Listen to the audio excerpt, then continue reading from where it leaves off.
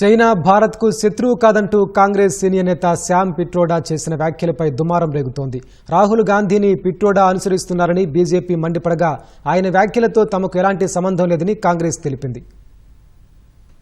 కాంగ్రెస్ నేత శ్యామ్ పిట్రోడా తన వివాదాస్పద వ్యాఖ్యలతో సొంత పార్టీని మరోసారి ఇరకాటంలోకి నెట్టారు. తాజాగా చైనా విషయంలో తన పార్టీ వైఖరికి భిన్నమైన వాదనలు వినిపించారు. భారతదేశం చైనాను శత్రువులా చూడొద్దని శ్యామ్ పిట్రోడా అన్నారు. చైనా నుంచి వచ్చే ముప్పు ఊహించని విధంగా ఉంటుందని పేర్కొన్నారు. ఆ దేశాన్ని గుర్తించి గౌరవించాల్సిన సమయం ఆసన్నమైందన్న ఆయన ఇకనైనా భారత్ తన వైఖరి మార్చుకొని చైనాను శత్రువులా చూడటం మానుకోవాలని సూచించారు.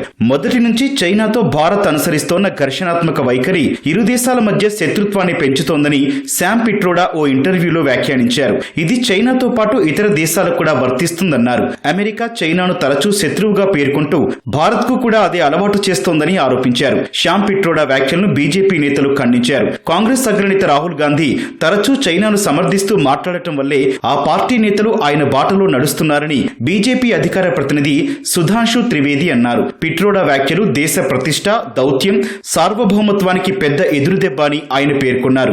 గల్వాన్ లోయలో చైనా సైన్యంతో వీరోచితంగా పోరాడిన భారత అమరవీరులను అవమానించడమేనని తెలిపారు. అటు పిట్రోడా వ్యాఖ్యలతో తమ పార్టీకి ఎలాంటి సంబంధం లేదని కాంగ్రెస్ ప్రధాన కార్యదర్శి జయరాం రమేష్ స్పష్టం చేశారు. మన విదేశాంగ విధానం, సరిహద్దు భద్రత, ఆర్థిక వ్యవస్థకు చైనా సవాళ్లు విసురుతూనే ఉందని ఎక్స్ లో పేర్కొన్నారు.